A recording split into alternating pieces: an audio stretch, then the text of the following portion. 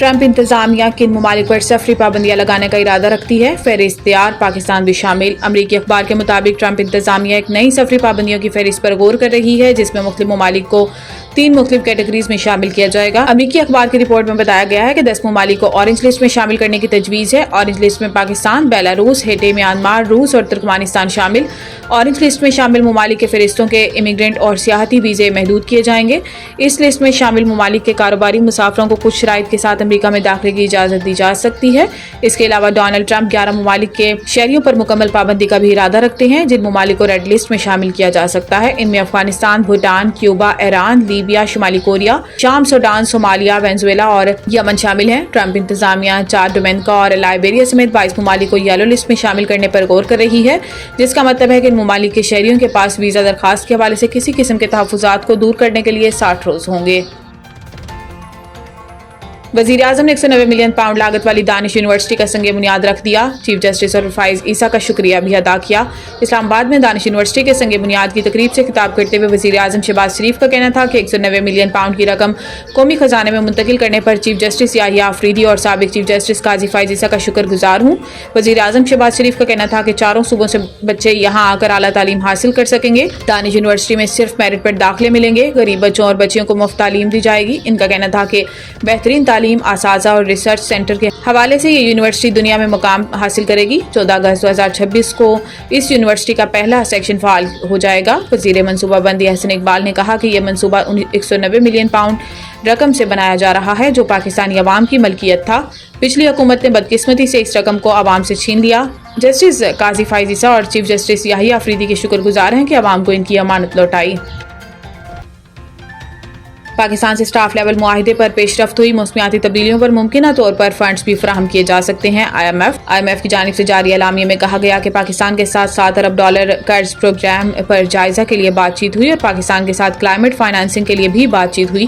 اعلامیے میں کہا گیا ہے کہ پاکستان کے ساتھ قرضوں کی ادائیگی کے مینجمنٹ، توانائی کے شعبے میں لاگت کم کرنے اور توانائی شعبے کی بہتری، معاشی ترقی کی شرح بڑھانے اور صحت عامہ کی بہتری کے لیے بھی بات چیت ہوئی۔ آئی ایم ایف اعلامیے کے مطابق پاکستان کے ساتھ تعلیم کے فروغ، سماجی تحفظات اور موسمیاتی تبدیلیوں کے اثرات کم کرنے پر تبادلہ خیال ہوا۔ آئی ایم ایف نے کہا کہ پاکستان نے موجودہ قرض پروگرام پر سختی سے عمل درآمد کیا۔ پاکستان کے ساتھ بات چیت مثبت رہی۔ پاکستان اور آئی ایم ایف مذاکرات کو حتمی شکل دینے کے لیے ورچوئلی بات چیت جاری رکھیں گے۔ آئی ایم ایف کے مطابق کلائمیٹ ریفارمز ایجنڈے پر مذاکرات کیے گئے ہیں اور پاکستان کو موسمیاتی تبدیلیوں سے نمٹنے کے لیے ممکنہ طور پر فنڈز فراہم کیے جا سکتے ہیں۔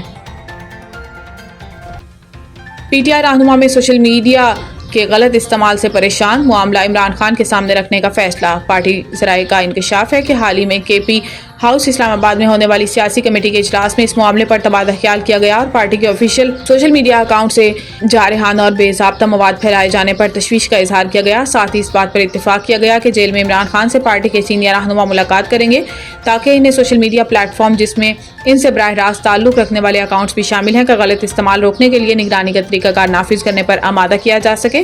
پارٹی کے اندرونی ذرائع کہتے ہیں کہ عمران خان کو مشورہ دیا جائے گا کہ وہ پی ٹی آئی کے اہم رہنماؤں پر مشتمل ایک کمیٹی تشکیل دیں جو پارٹی کے آفیشیل اکاؤنٹس بشمول ایکس، سابقہ ٹویٹر اور فیس بک پر پوسٹ کیے جانے سے قبل تمام مواد کی جانچ کرے۔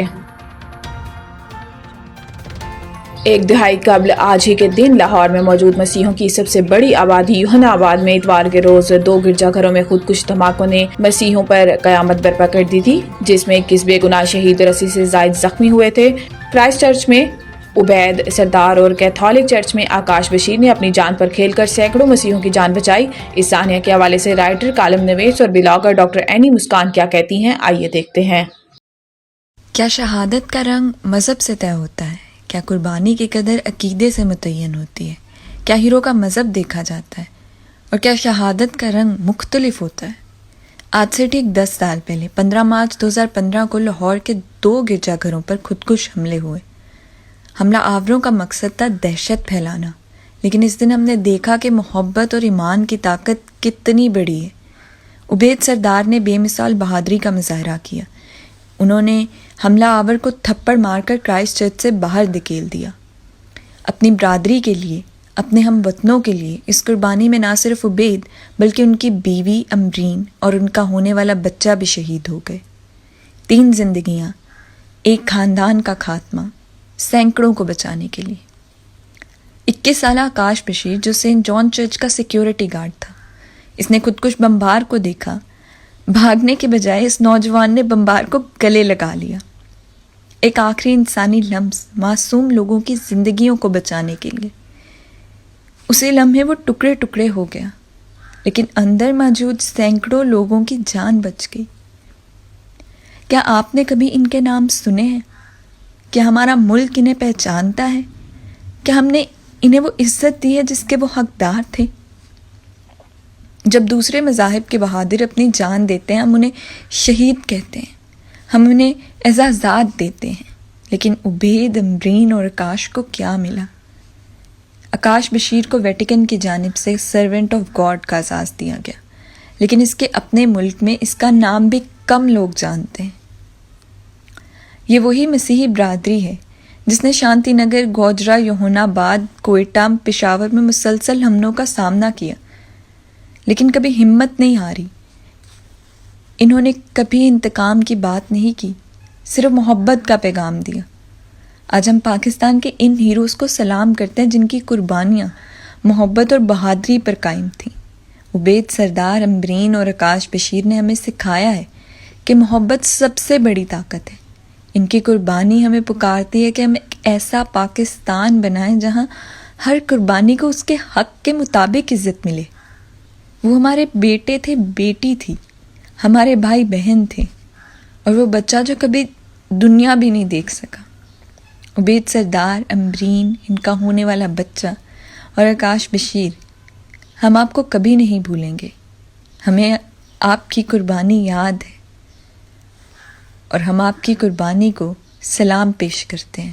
پاکستان تحریک انصاف ضلع ٹھٹہ کی قیادت میں ضلعی صدر سید امجد شاہ، جنرل سیکرٹری ایڈوکیٹ ہوش محمد عباسی، مراد ساٹھی اور دیگر کی جانب سے سندھ دریا پر تعمیر 6 کنال کے خلاف ریلی نکالی گئی۔ سندھ دریا کو ویٹا پیش کی گئی۔ ریلی میں بڑی تعداد میں کارکنان اور شہریوں نے شرکت کی۔ ریلی کو خطاب کرتے ہوئے شرکاء نے کہا کہ سندھ دریا پر تعمیر 6 کنال قبول نہیں۔ انہوں نے کہا کہ سندھ دریا سے نہریں نکال کر سندھ کو بنجر اور تباہ کن کرنا یہ کسی حال میں نہیں کرنے دیں گے۔ سندھ دریا پر سندھ کی 6 کروڑ عوام کا روزگار ہے، اسے سندھ کی عوام مسترد کرتی ہے۔ پی ٹی آئی کی ریلی ٹھٹہ شہر سے اسٹاپ تک نکالی گئی۔